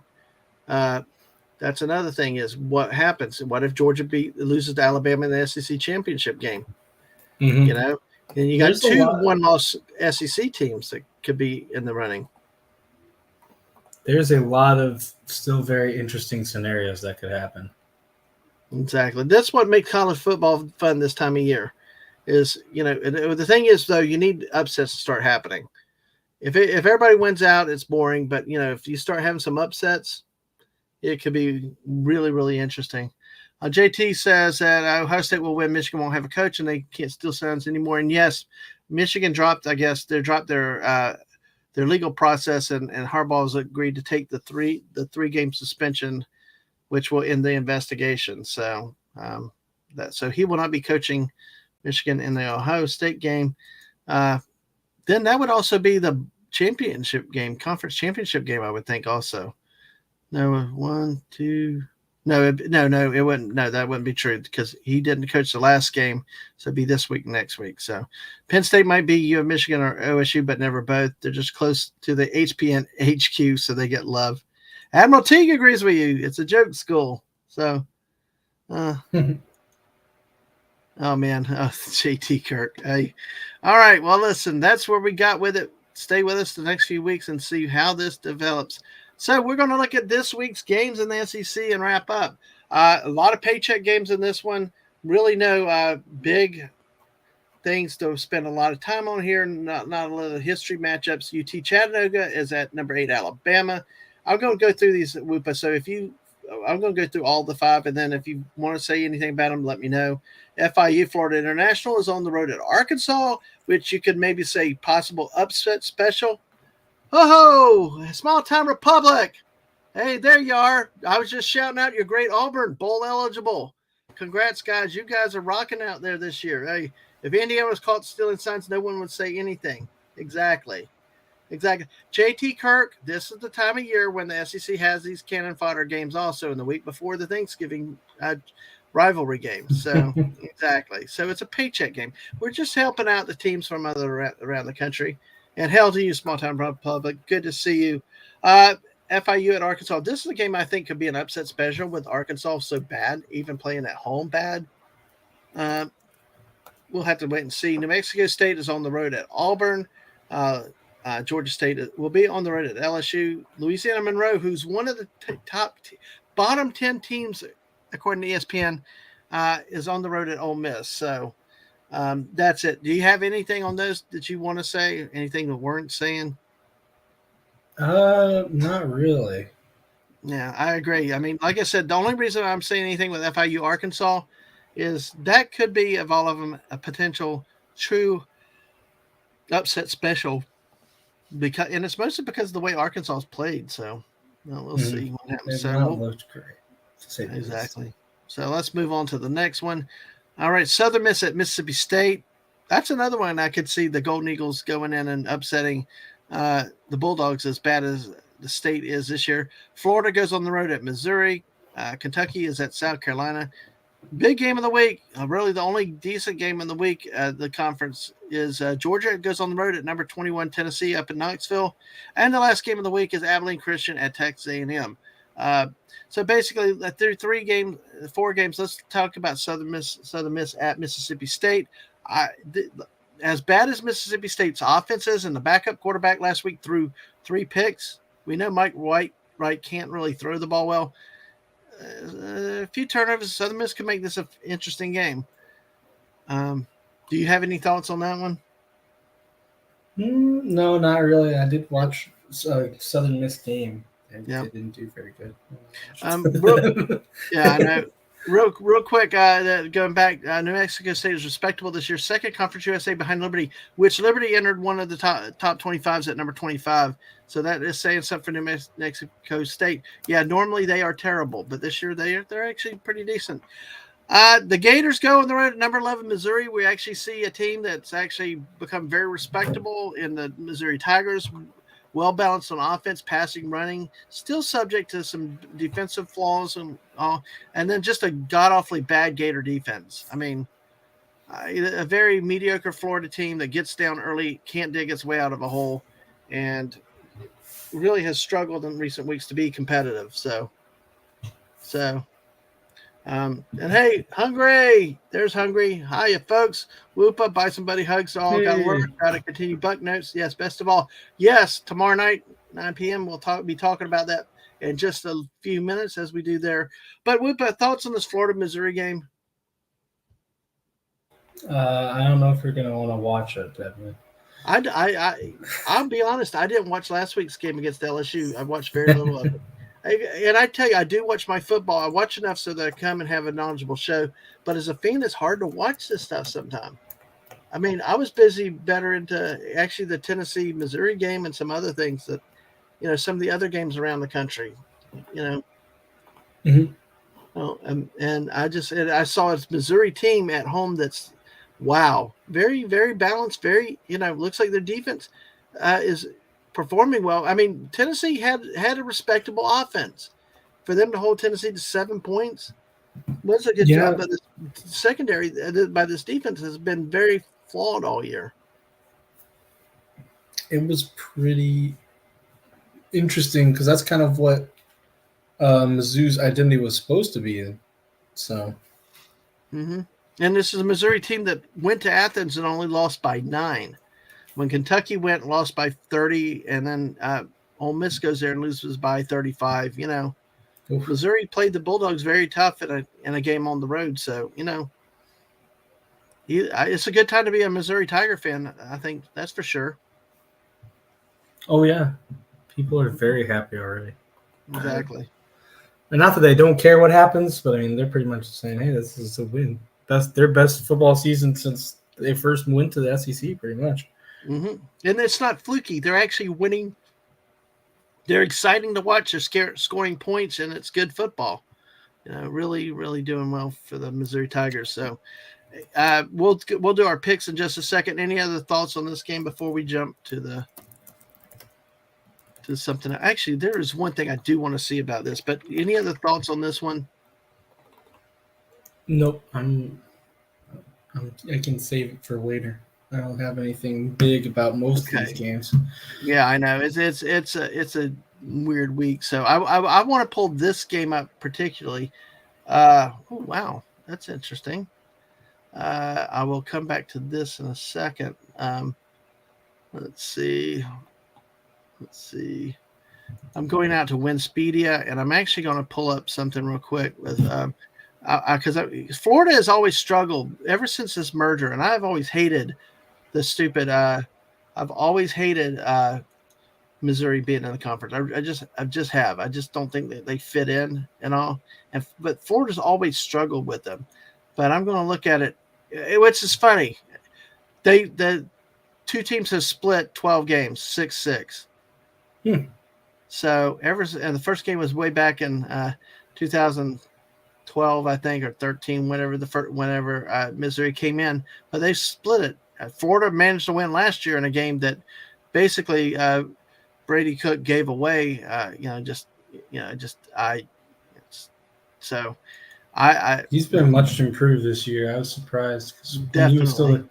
When he was still the touchdown, I was thinking, I'm sorry. Oh, I said touchdown. Oh, it's because the Ravens just scored. When he was still the starter for this year, I was like, I don't think Missouri's going to do anything. Mm-hmm. But here they are. Yeah. All right. Well, let's go to the next game, which is Kentucky at South Carolina. This game, South Carolina leads the overall series 19-14 with one tie. Currently, South Carolina's won one game, the last game. Largest margin of victory for Kentucky was 41-18 in 2020. Their longest win streak in the series was 2014 to 2018. South Carolina's largest margin of victory of Kentucky was 54-3 in 2011, and the Gamecocks had won 10 games in a row from 2000 to 2009. So, it's a wow. Let's see. This is a game that dates. This is a history of a game that dates back to 1937. Oh, there you go. They played 1937, where Kentucky won at home in Lexington 27-7, and did not play again until 1978, in which they tied at 14 in Columbia. So that's a bit with that. How do you see this game going? Just without giving your pick away, but kind of how do you? Any other comments on this game in terms of positives, negatives? I don't think Spencer Rattler is a good quarterback. That's all I can say. What's that? I don't think Spencer Rattler is a very good quarterback. That's all I can say. Well, a lot of people disagree with you on that, but yeah, go ahead. Yeah, hey. People have been hyping him up though. Hey, look where they are in the standings right now. That's all I have to respond to that. Well, see, I kind of agree with you. I think he's been shown to be not what he was in the Big 12. I think we see more of his flaws. Yeah, he has big statistical games in the SEC, but he's not. He can't carry the team to a win. He doesn't put them on his back. So hey, that goes. Now, see, Small Town Republic is coming here. The Kentucky South Carolina should be the best game of the week, and that's very possible between these two teams. I do think it's possible. Like, I think they're the two most evenly matched. You either have like a bunch of cupcake games that shouldn't really matter, or Florida, Mizzou, Georgia, Yeah. Tennessee. They're still possible for intrigue, but those are probably decided. Mm-hmm. Kentucky and South Carolina is kind of that game that's like you can see it going either way, especially with Kentucky has the better record, but they're the ones away. It'll be interesting, I think. Exactly. Exactly. Um, I, it's the run game of Kentucky. South Carolina's had problems on the lines. What will Devin Leary do for Kentucky? Will he actually be an effective quarterback? Will he turn the ball over? They still have not gotten a consistent play at quarterback to carry a team for Kentucky. Until they do that, they're going to be middle to lower of the pack. Um, South Carolina, though, how much longer does Shane Beamer have if he keeps losing games? This could go a long way towards his fate. If they drop Mm-hmm. a game to Kentucky at home, um, there was a lot of hope for this season that they built expectations based on the last two games and the bowl game last year. Not to, and because you have your returning starting quarterback, and there he goes. So, all right, that's Kentucky, South Carolina. We won't spend any time on Abilene Christian and Texas A&M, except I think you wanted to pick Abilene just for the fun of it, Whoopa, but he decided not to. Yeah. But Georgia at Tennessee, number 1 versus number 21. This is a game that I thought was going to come down for the SEC East, but my early preseason prediction kind of came out with Joe Milton hiccuping a couple of times. Actually, did in Gainesville against the Gators, did okay, but the whole team plummeted in the second half at Alabama. And then, of course, you know, just and losing again. It's Tennessee is not where they want to be, and getting not only getting beat but getting trounced by a Missouri team. That was Mm-hmm. something. Now this is a game that is in Knoxville though, and I will tell you, I'll be singing karaoke on Saturday night over with Rambling Canuck and Mrs. If JT, if you can put Canucks link in there for me. That's kind of where I'm at on Saturday nights now. If Tennessee wins this game, I will definitely sing Rocky Top this week because you know what, and they deserve to win. They've had a history of they had a great year last year, but they were regressing this year.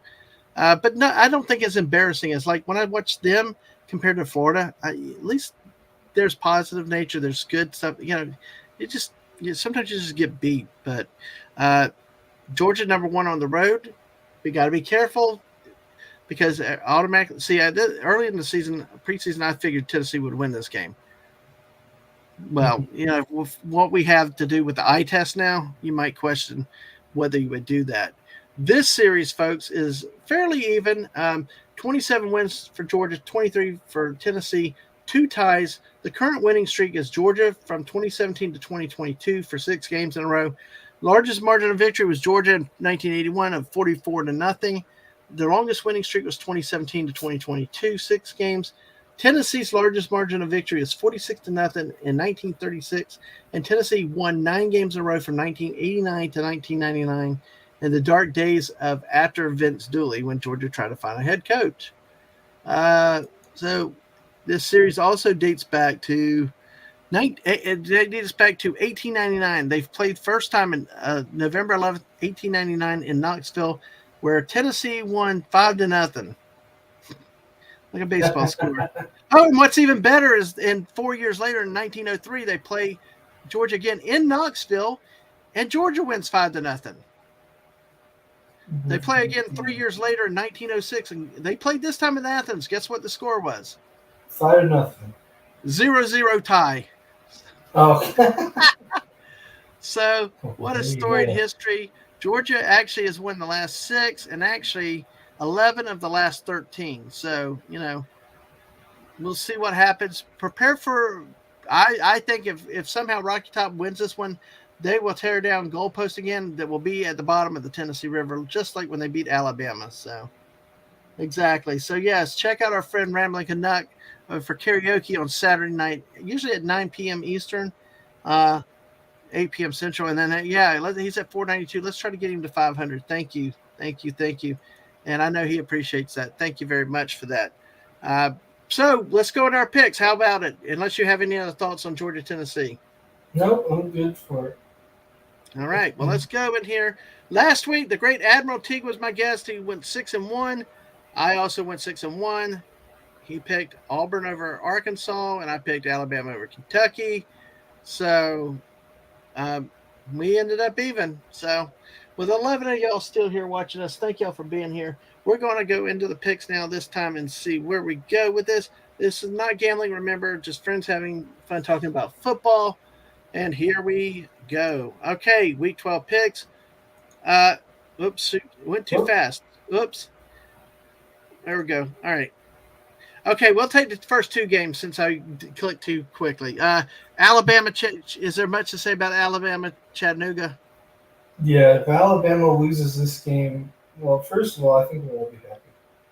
But that would be probably the biggest shock since Michigan Appalachian State. Yeah.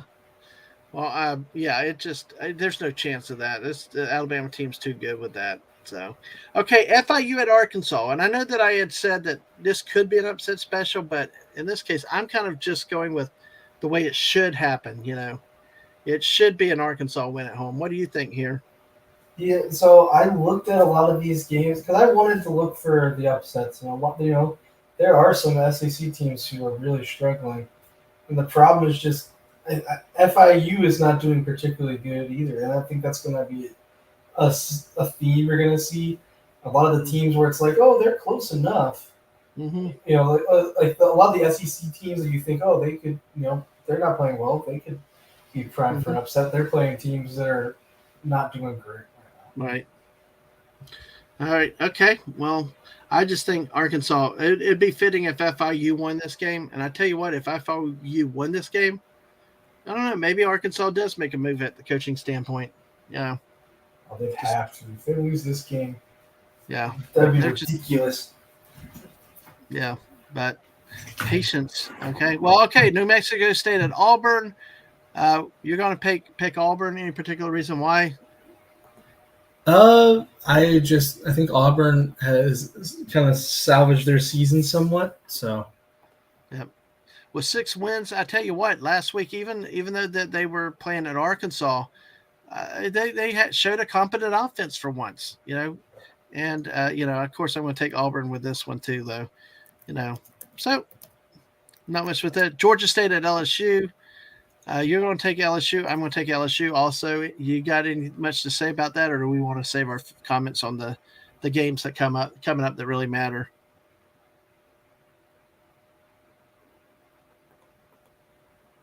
What was that? Sorry. I was saying that. Do you want to just save your comments for the games that come up that matter? I mean, yeah, for the most part. Yeah. Well, I can find the talk. I mean, it's LSU, Georgia State. There's not much to say. Yeah, I know exactly. Like Louisiana Monroe and Ole Miss, same thing here. UL Monroe, the school of Duck Dynasty, they are ranked in ESPN's bottom 10. So, so exactly. So, I didn't know they had a bottom 10. Yeah, they still do. And they used to in the newspapers, but well, let me finish this and I'll show you if we have a second. Okay, so then we go back into the other picks. You take Mississippi State over Southern Miss. Any particular reason why? I watched Southern Miss play a little bit, and I saw their record, and I don't think they're good enough to pull off an upset. Even with a bad Mississippi State, Southern Miss is not good. I am not a fan of what they got right now. Yeah. I take Southern Miss in the upset. Oh. I went with the road team here because I think that Mississippi State's laid some big eggs at home this year. I mean, they lost. I mean, they lost last week. They also lost to LSU at home early in the season. If they cannot find success on offense and score some points, look for it to be an ugly, slow-scoring game. But take Southern Miss on the road. In this one, Golden Eagles. All right, my game. Well, should be my game. You take Missouri. Any particular reason why? I mean, they've just been looking really good. They've strung together quite a few games, and Florida has not looked very good. So I feel like I have to go with Mizzou here. I agree. Coaching can't coach on the road. He coaches okay at home. Missouri's class is definitely solid. From what you see, what I've seen of them, I probably have seen a lot more Missouri play than I have even Florida at times. And Missouri looks really, really good, really, really solid. A little weak on defense at times. This could be a high scoring game, but Florida will make too many turnovers, or the defense will just not stop Missouri enough to be able to let the Gators hang in this game. I pick this probably could be a 10-point or more game. Missouri win. So Maybe. Yeah. yeah, I think so. All right. Big game of the week, Kentucky at South Carolina. You take Kentucky on the road. Yeah, I have not been a fan of South Carolina for a while. They haven't really shown anything that makes me think they're better. I know Kentucky's had a lot of bad losses, but they've won against the bad teams, which at least for the SEC, that I think that would be what South Carolina is right now. So I feel like Kentucky's got the edge. All right, there you have it. I will say though, I think we're going to surprise you again. I'm going to go South Carolina at home. Again, the home team. I think Rattler will outperform Levis. Not Levis. God, I can't believe that name. But Leary. I think he's a lot back. But I don't think South Carolina's defense will be that bad. I think Kentucky's offense is not reliable except when they play Florida. Rattler should be able to get healthy on this Kentucky defense and pull out the game. It'd be close, but South Carolina should win at home. I think Beamer is under pressure to win, and they're going to have to do that. So,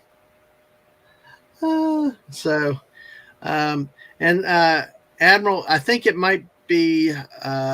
I think it's Mississippi State. Mississippi State or Southern Miss, one of the others. Because Brett Favre played at Southern Miss.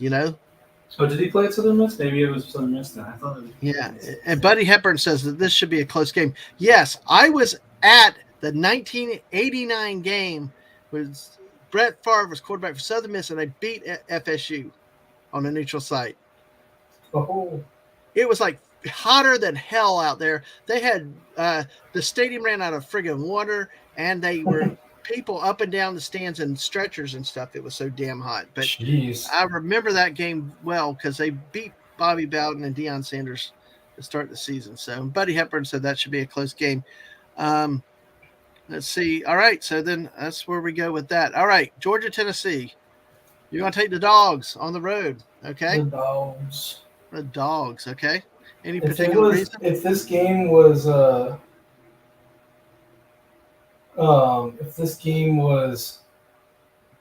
what, a week ago, I think maybe there'd be a lot more debate. But after how Georgia took care of business and how Tennessee really didn't take care of business last week, it's hard for me to choose anyone else. Yep. All right, I'm right there with you. I'm still right there with you with that. Georgia, I mean, this is a game early. I predicted Tennessee to win this game early this season, but no, forget it. No, the Tennessee's inconsistent. Joe Milton trying to run the ball still can't score. Georgia's defense has got too much speed, too much talent. And Carson Beck has looked so damn good. They haven't missed a beat on offense. So, yeah, Georgia, I think this could get away from Tennessee. I mean, it's a hard place to play, but with their lack of offensive consistency right now and vulnerabilities on defense, I just looks like that could be a long day in Knoxville. So, all right. And we're going to end up with the last game. I want to look at small-time Republic's comment there. Texas A&M. We both take it A&M over Abilene Christian, which is funny again because they just fired on Sunday Jimbo Fisher, who is owed a guaranteed $76 million still under his contract. So if he gets another job, that's a clarification. But the whole point is, why would he go get another job? Or even if he did, I just, that's crazy. That would be crazy if he goes to Mississippi State and A&M would be paying more. So, but don't forget, they also had to pay out to buy off Kevin Sumlin. They also had to help pay out to buy his contract at FSU. So, yeah. Oh my gosh. Admiral Teague does not really care about Brett Favre because he threw 6 interceptions in week 17 as a Jet. Burned the season. Texas ain't been back to state. Tell us how you really feel, Admiral Teague. So guys, that's it. That's where we have. We got it pretty much the same, except we disagree on Southern Miss and Mississippi State. I take Southern Miss. You take Mississippi State. You take Kentucky. I take South Carolina. Teague has a NFL question. Who do you guys think the Jets will play in the Super Bowl? Nobody. I wish it would have been the Cowboys, but Jets ain't gonna make it. Okay, theoretically, I don't if the know. Are they Jets, doing like one of those things where they let people, they let the Jets play at halftime or something? I don't know. If the Jets did make the Super Bowl, who would you want to see them play? Lions. I want the Lions. Lions. All right, JT Kirk. That would be an interesting. I would say the Cowboys only because I'm a Cowboy fan. But Well, you're a Cowboy fan. I don't have anyone to root for. I just like the Lions. They're not my team. My team is no longer around. So yeah, but the Lions are a cool team. yeah, But exactly. Oh gosh. No, I really wanted to. I know you talked about it, but I really wanted to pick. I really wanted to pick Abilene Christian because I was just thinking. First of all, I think it'd be funny. It'd be hilarious. Yeah. But second of all, I'm like, I feel like if Texas A&M is going to have this big, if there's going to be a big upset, I could see that happening. But their Abilene Christian is I think they're 500 in FCS. I'm like, wow, if they had a winning record in the FCS, or maybe 9-1 or 82, I think I would have picked them. But oh my gosh! Well, I tried to find the upsets. I was like, all right, who can I pick? I think he's got it, and I just couldn't find anyone. I know. Well, Buddy says to JT Kirk, I went to Rubio's once for burrito. They were out of beans and cheese, so it can be done. Yeah, I don't know. Yeah, I guess making a burrito without beans and cheese. So what is that game? What's that? Oh, a burrito. What is? Hold on, I gotta. They went. Buddy went to a place Rubio's for a burrito once, and they were out of beans and cheese. What is Rubio's? I guess it's a restaurant out there where he lives. I've never heard of it. So, yeah. I know that I went to Taco Bell once, and they said they were out of meat, cheese, and lettuce. I'm like, yeah, they were out of Baja Blast last damn time we went by there. That's offensive right there. Yeah, Frack Prescott. Yes, I like how you combine two right there. So, JT Kirk says Jets Lions 2023 will be the last year on Earth before the asteroid hits. Buddy likes the Finns. Jets Lions Super Bowl would precede Armageddon according to Small Time Republic. Oh man, Abilene Christian has 3,200 students. What about a wasted game? I did see Abilene Christian once play an NCAA tournament game. They were a 16 seed. Hey, got slaughtered. So hey, but yeah. Well, that is what we've got there, folks. I do want to.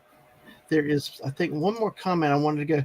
Matt, if Masters is still around, I don't know. He's been quiet for a bit. Maybe he's been lurking, but we're going to go on the outro. We'll talk about some things, but any final thoughts tonight? Any other about this week? Anything about the world of football? I don't know. Joe Burrow got hurt, so I'm sad. I'm very sad. He's my best.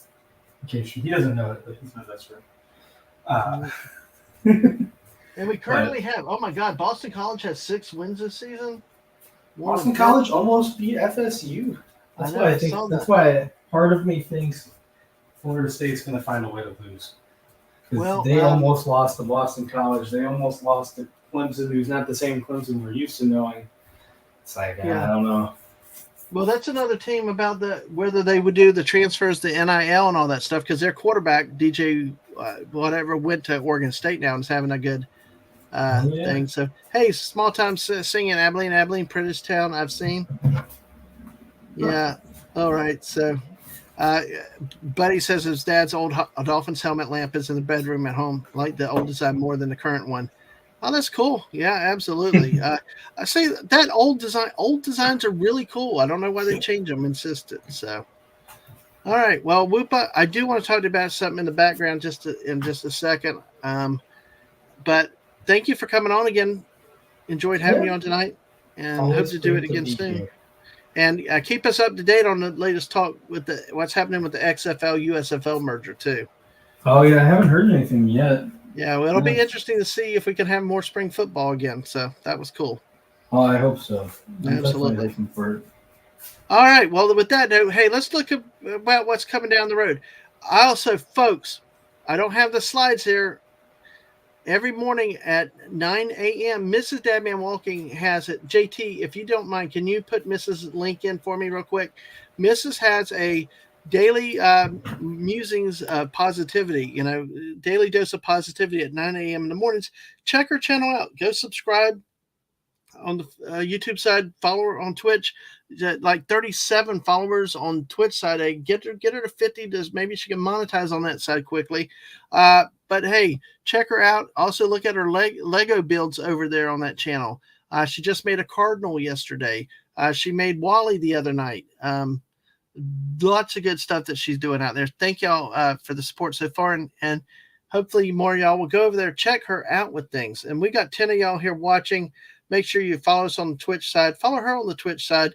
Also, hit that like, subscribe. Make sure you're still subscribed because things happen weird. And make sure you get the notifications for both of our channels on the YouTube side. So, you're not up for that yet? What? Positivity or Lego builds? Maybe that was a timing. Maybe that's a timing. I don't know. But hey, do the rewatch or set an alarm clock. Oh, you're literally not up. Yeah, that's 6 a.m. That's 6 a.m. But hey, exactly. You can get it later. I keep forgetting there's a thing called time zone. So, and yes, I will definitely do that because I think she might just be lurking here. She kicks a sock off this. I'm sorry. Now you got happy husband right there with that comment right there. She knocks the socks off the morning shows. Yes. Dang. That's what I'm saying. That's what I'm talking about. I know everybody does their things and doesn't whatever, but hey, listen, it's a great way to start with something positive. I love her format. She talks, you need to check it out. She talks some birthdays and some celebrations and really, really cool stuff there. Yeah, I got you, buddy. I got you with that. So, yes, time zones are a scam. I agree with that. One time zone is the Eastern time zone. But anyway, join me next.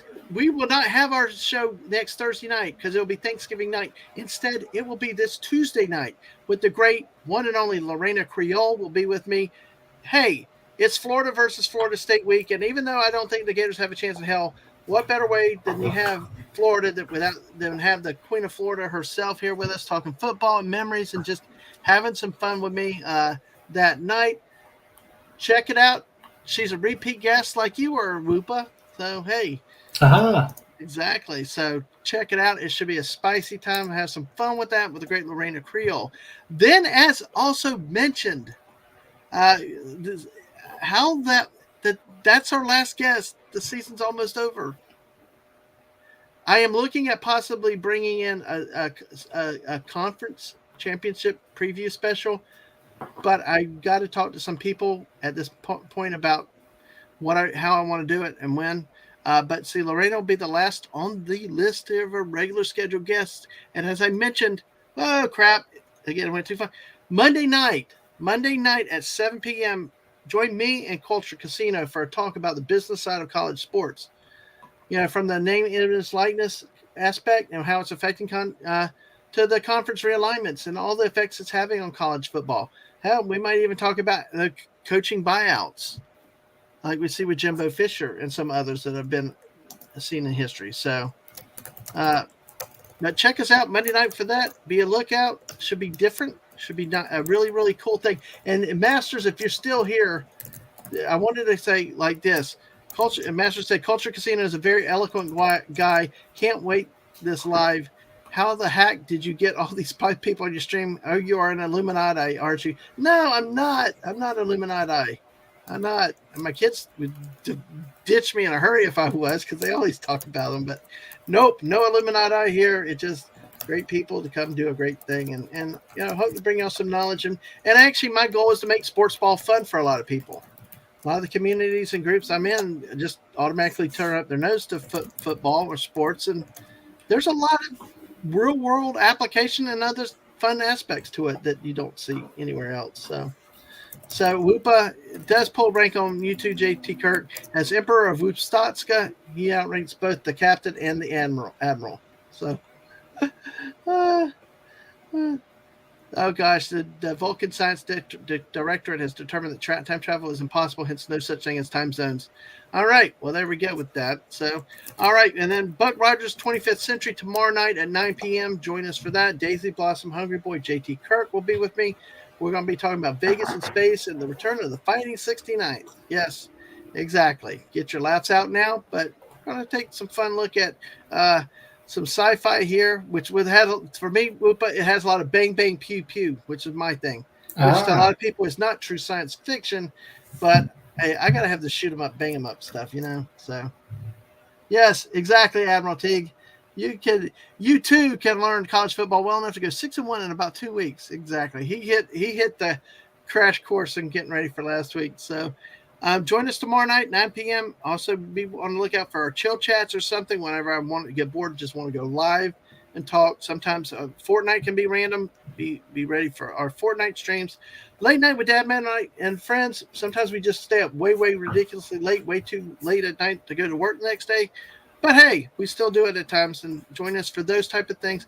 But the best way to see those is to get your notifications on YouTube and Twitch. Check them, make sure they're still active. Make sure you follow us on Twitch. Make sure you are subscribed on YouTube, and most of all, follow me at DadmanWalking55 on Twitter. That way, every time I go live, I tweet it out. That's the best way to get it because people told me they've gotten the tweet, but not the YouTube notification. So with that, Whoopa, any other last thoughts before we say goodnight?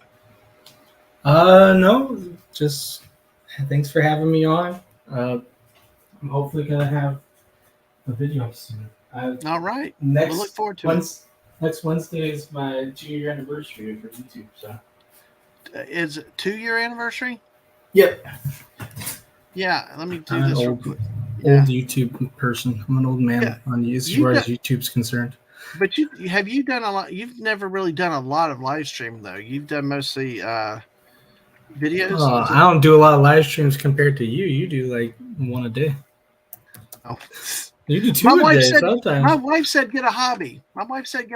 So it's like, it's like, okay, damn it. I don't do anything halfway. It's like, like I enjoy what I do and have fun, and it's a good stress outlet too. So and like I can rant about stuff. And folks, listen, I'm putting Whoopa's link in the chat right here.